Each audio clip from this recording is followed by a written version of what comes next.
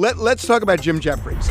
You and Karen, your wife, have sent a cease and desist letter to him demanding an apology. Yeah, she got him to basically apologize and say that he was going to rephrase what it was that he said and say it differently. Because the way he said it, as you heard it, it was defamatory. Welcome to Two Angry Men. I'm Angry Harvey Levin. Yes, and I'm very, very angry, Mark Garrigus. I'm so excited about this one. I think this is so much fun. I got to tell you, we both have connections to the Village People, different connections, but I love the Village People. I am so into them. God, I mean, Mark, it just brings me back and makes me feel young. Well, we have a very special guest who also doubled as a erstwhile client of mine, and I will remind him of what I told him when I last saw him, which was going on 20 years ago, I think. Yeah, one of the Village People, the key guy we're going to bring in a minute, Victor Willis. But let's kind of set this up. So so Victor and his wife Karen have sent comedian Jim Jefferies a cease and desist letter, basically saying, take it back or we're going to sue you. And it has to do with the resurgence of YMCA and what some people think it means. So this is what Jim said on the At the Moment podcast that created this legal brouhaha. The Village People, like what they've done for a buck, right? Let's be honest. What is the YMCA song about? It's about dudes getting f***ed in a hostel? It's f***ing in showers in a hostel, right? When you're a young man who's been kicked out of your home, there's a place you can go. I said, young man, when you're short on your day. And everyone, all these right-wing people are dancing around to basically a song about bumming in the shower. Yeah, there's a lot of conservative people who go, all this gay propaganda's everywhere. And then they go and clap the Village People and Trump dancing with them. Yeah, and then they come out. Now, they're five gay guys of different races. Yeah. And they're like, they shouldn't typically been voting for Trump, right? But that's their payday. They're back in the charts. They're making a lot of money again. They get to do a big concert. So they've sold their soul a little bit, right? Well, maybe even the Village People understood that inflation had gotten out of control. And they got rid of the Indian, didn't they? Have you seen how expensive? Oh, the Indian was still there? He was there. There was a guy in a headdress. There was a guy there. Oh, we still had the Indian headdress? I don't know if it's the same guy, but there is a guy in a headdress. No, it wasn't Indian. It was Vivek Ramaswamy. Oh, I was gonna be the sixth member of the Village People, but I was just gonna do one of those hats with corks on it from Australia. Okay, so number one, Victor Willis is straight, as Jerry Seinfeld would say. Not that there's anything wrong with it, but I don't think that's the gripe that they have. They are really pissed off that they are calling this a code for sex. That's what they're saying, essentially, right? I mean, that's what you heard, right? Clearly what I heard, and it's funny when we talked to Victor, I'm going to test his memory because I represented him, I think 20 years ago, and we actually had this discussion back then 20 years ago. He may not remember, and I don't want to reveal attorney-client, but I'll ask Victor if he remembers. About this? About this issue? About this issue. You're kidding me. I didn't know that. Yeah. You're kidding me. I was curious back then. Look, remember, this was... I would be careful with the word curious. not that there's anything wrong. Okay, let's bring him in. This is, we're so happy to have Victor Willis, the lead singer of the Village People, on. Victor, welcome. Hello, Harvey. Hello, Mark. Victor, it's been a long time, 2 decades. Can you believe 20 that? years or more. I don't know if you remember, Victor, but it's ironic, I suppose, that you're here today to talk about something. We did talk about this in San Mateo 20 years ago because I was curious back then with Harvey. Nothing wrong with that. About what? What was it about? The question basically dealt with the situation about being able to, well, Victor basically, I mean, you don't look like, you don't act like, are you straight? Are you gay? I mean, what's the deal? What's the, I mean, you can tell me, that's between me and you. You asked me if I was smoking something, as I remember. Yeah, I do. Well, I asked him, was he high or something, asking me something crazy like that. Let's talk about Jim Jefferies. So he is essentially saying YMCA is code for sex, for gay sex at the Y. You and Karen, your wife, have sent a cease and desist letter to him demanding an apology. So kind of get into it because, look, Victor, we've had you on TMZ Live before, and we've talked about whether YMCA is a gay anthem, whether the group itself is kind of telegraphing that. But this goes beyond that, and this has to do with code for sex. So tell us what the gripe is. Well, he went over the line with the defamation of the particular song when he got into saying that it had to do with men having sex in the bathroom. And if I'm sure you've heard and listened to my lyrics, there's nothing in my lyrics that says anything about that, about men having sex in the bathroom. I don't care about anybody calling it an anthem. They can call it a gay anthem. They can call it's an anthem, period. It's an anthem to me, to a lot of people. So that was not going overboard. It was overboard when he decided to say that it had to do with men having sex in the bathrooms. That's what the YMCA song was about. That was stepping over the line.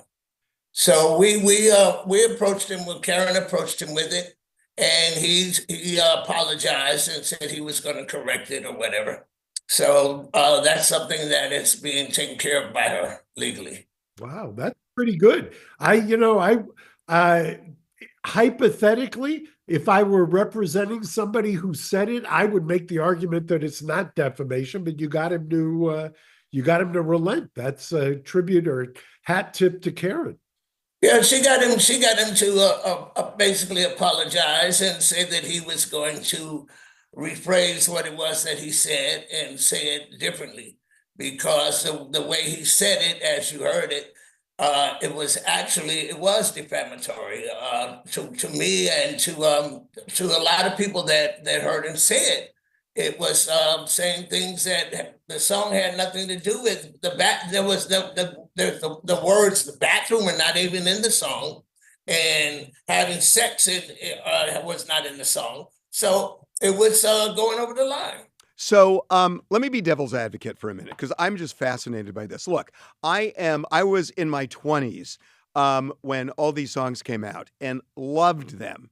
And I will tell you, right, it was 50 years ago. It was a long time ago, but I mean, I still remember it so much because I love the Village People. I mean, you're on my phone. I listen to you all the time, Victor. So I love your music. I remember back then in the gay community, there was this, it's almost a double entendre. And I actually pulled some of the lyrics. And I mean, I get it that on the surface level, it could mean anything. But, they have everything for young men to enjoy.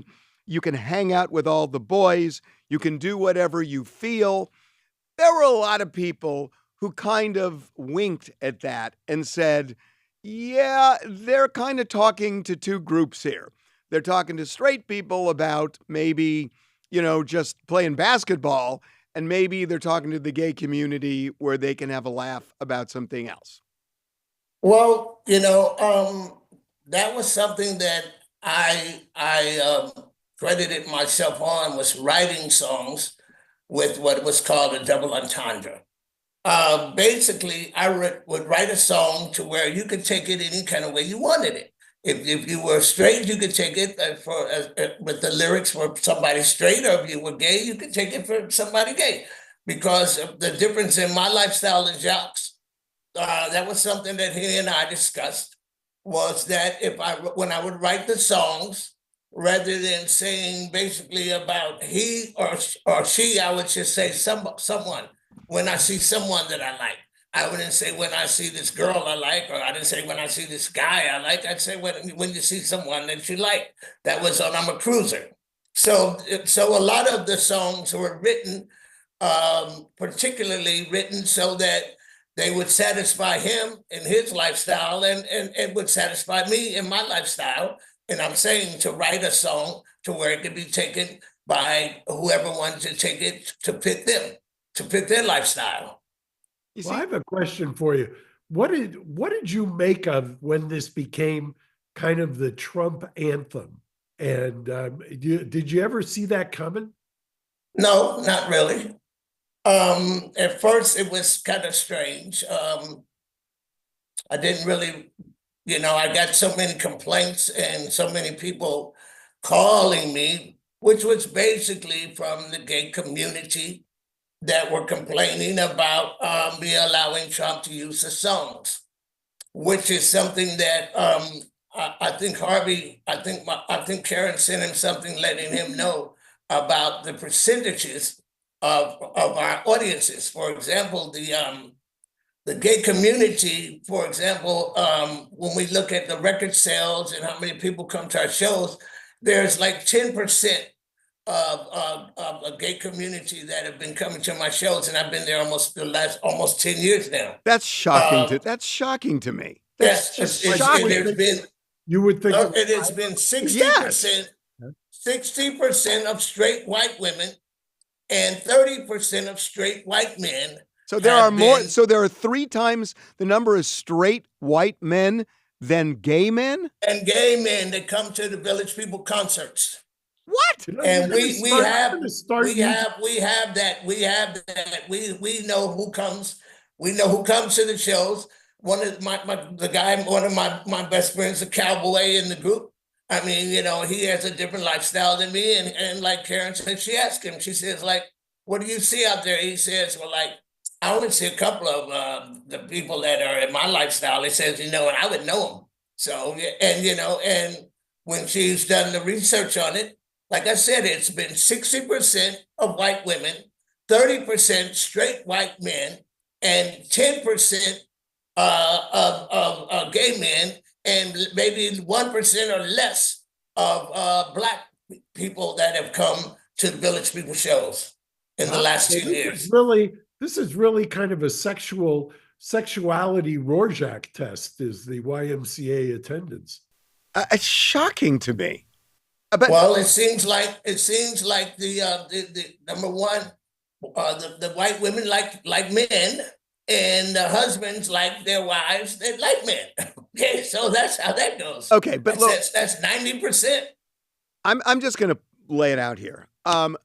Harvey's disagreeing, by the way. Well, no. I'm not. I can't disagree on the numbers, but I've always wanted to compliment you on something, and I've always thought, he's not going to receive it well, but I'm just going to do it.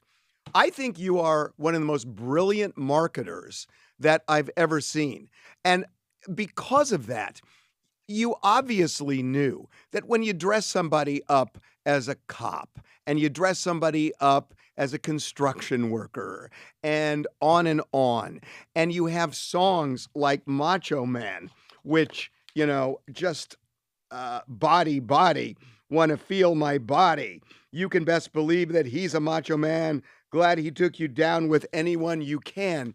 You got to know, by the way, hey, you got to know that it's going to be received that way, but you kind of have the double entendre going. So to me, it's just like brilliant marketing, but I kind of feel like you're offended by that. Oh, no. Macho Man, for example, the first album that was written was not written by me. And it was written to celebrate basically the gay community, because this is what Jacques' first idea was. I had no idea that this was what it was about. I was an actor on Broadway, and I was doing a gig to make me some money at that point. And I didn't even know I was just singing the songs, And it turned out that even Jacques, before he had passed, by the time we noticed the first album hadn't even gone gold until I had taken over the second album, and Jacques and I said, look, we have to broaden our spectrum on these songs. It can't, because you're limiting them by making it to just one particular group. So then when I wrote Macho Man, that's when the group actually blew up. That's when the first album, I got to go for the Macho Man album, and then San Francisco Hollywood got the first album, got a gold album. Yeah, but Macho Man is hardly a straight anthem. No. Well, actually, Macho Man basically was, for me, I was being very arrogant. When I was talking about body, I was saying, body, want to feel my body, want to touch my body. It's too much my body, check it out. Don't you doubt. Talk about my body, turn it out, my body. I'm like, yeah, this is it. This is it, my body. So that's what Macho Man was basically about. When that body is so hot, love to pop it, made by God, it's so good. All these things, I was being arrogant as a male, saying, check out my body. Got to be mucho macho, baby. This is what I was saying. So I don't know. I mean, it ain't. I don't know how you can say it ain't. It sure ain't gay to me. I mean, I wasn't talking about being gay. You were celebrating your Adonis-like physique. I was talking about my body. Exactly. Hey, I want to ask you about the inauguration. I couldn't wait to watch you guys, and I noticed that, and maybe I'm wrong here, but you didn't get close to Trump. You weren't really interacting with Trump. He was kind of doing his thing. You guys were doing your thing. Was that intentional? Because I just wondered, my sense was maybe your politics don't align because you had such problems with him in the past that you're going to do the inauguration, but it's not like you are, checking all the Trump boxes. Well, I was being respectful, basically, to the president. What I did was, when I walked up to him, I just shook like I would shake anybody's hand. I mean, as a man, I just shake your hand. I mean, I wasn't gonna hug him. You see what I'm saying? It was just like, how you doing, sir? Thank you, I appreciate it. Thank you for inviting us, etc. I was just being respectful to him. At that point, my mind I wasn't thinking about, oh, well, what you did as a president or what I like or what I don't like. I mean, I was thinking about getting ready to go and perform and do my song. That was what was on my mind. I mean, other than that, I didn't have any thoughts about anything about Trump or good, bad, or in between. Did you get pushback for performing? Oh, yeah. I mean, I had thousands of comments on my Facebook. But I mean, they were coming from most of them were coming from the gay community.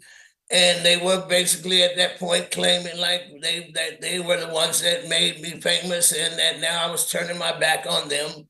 And it was a shame on me and I must have needed the money and must be selling out and all this stuff. And they would never listen to my songs again. And they were going to take me out of their playlist and all of this. I mean, I got hundreds of that, Then I got thousands of people saying, thank you, that we appreciate the fact that you just went on and just performed the song because that's what you do. That was what I was doing it for. It was music. And do you think that you guys are more popular now or back in the day? I think we're probably more popular now because I got a lot of people saying, for example, that when they heard the song, they were like Harvey, they were youngsters, and then now their children weren't alive when I did these songs years ago, and now they get to hear what the songs were and get to enjoy them, and that they thanked me for the fact that the new generation got to experience something that they experienced, and the new generation loved it. What was the turnaround? Because there was a period when Trump was running when you guys were firing off cease and desist letters saying, don't do my song at your rallies. And you then turned around and kind of embraced it all and performed at the inauguration. So what was the shift? What caused that? Well, in the beginning, it was like I said, there were Karen would get all these emails and messages and texts, from fans. And I mean, there was just thousands and thousands of them. And it was bombarding her. And she was, even talking her to sleep about people just confronting her with letting Trump play our music. So then we were like sitting and looking at one of the rallies one day, and I noticed that he genuinely liked the song. And so I said, whatever, however you look at it, it seems like he really enjoys the song. And I said, and it seems like the American people are having so much fun each time he plays it. Everybody seems to enjoy it. And I said, and all these other artists are like telling him, no, cease and desist, cease and desist. And so I said, well, no, why don't you contact BMI and just tell him like to let him keep his political use license and let him use the song. And I was basically glad I did, So I don't remember, Victor, did you at the inauguration do the Trump style dance with it? No, no. Have you ever done the Trump style dance? No. Okay. I haven't. Does it bother you that does it bother you that your dance from Y.M.C.A. has now been co-opted? Oh, I mean, Trump does what Trump does. As you know, Trump does whatever he wants to do. I'm not trying to imitate him, and he hasn't tried to imitate me. So it doesn't matter, as long as it works for him. It's just like dancing. If people get on the dance floor, everybody dances different and doing different steps and different moves at different times. Oh, you're doing the Trump thing right now. I just saw you do well, it. I'm just saying.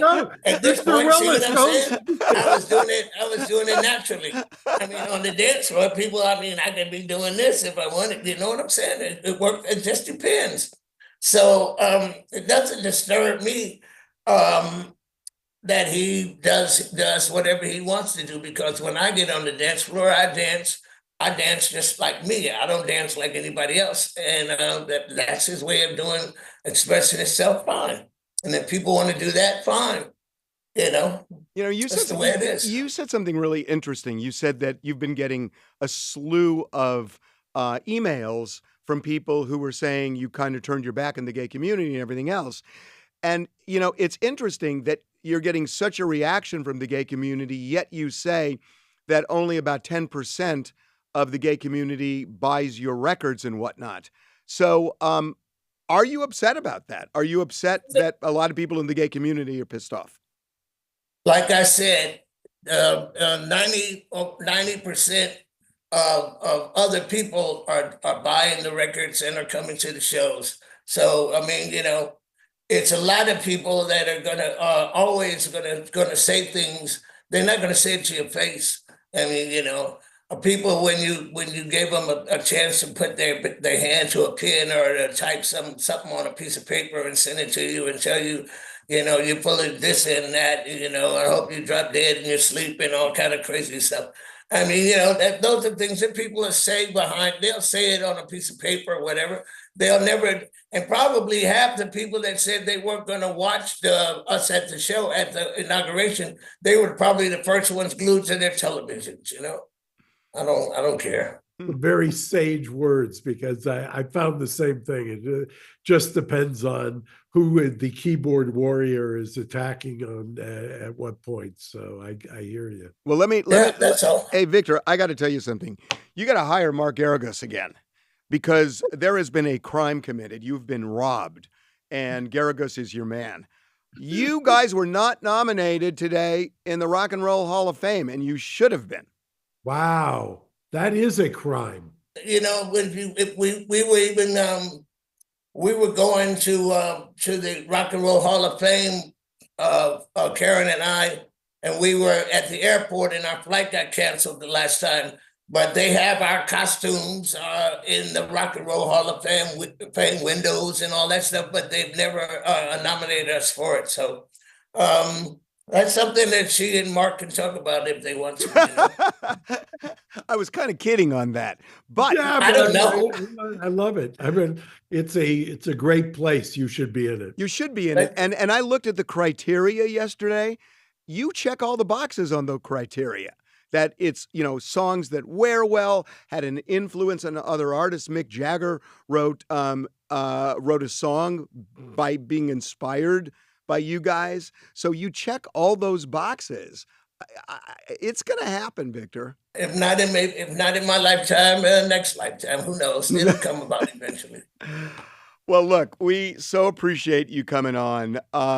And just personally, I just got to tell you, you guys have given me so much pleasure listening to your songs over the years. And they age as well as any songs that I have in my phone. And I have a lot of songs. So thank you. Yeah, Victor, and it's great seeing you. And I couldn't be prouder personally of what you've done. So thank you, sir. Good to see you again. Good to see you. You look good, you know. I'm going to say the same to you. I've seen you over the years. I've seen you over the years on different things, taking care of your business. So I'm glad to see that you're still taking care of your business. And hopefully you get into the Rock and Roll Hall of Fame while we're both still vertical, and I'll come watch you. I'll do that. Appreciate it. Yeah, the clock's ticking for me too, Victor. So do it fast, please. Okay, we'll see. Okay, guys. Mark, I will see you next week. And Victor, thank you so much. Thank you. Thanks again to you, Harvey. Thanks, Mark. See y'all both. Take care of yourselves. Bye, guys.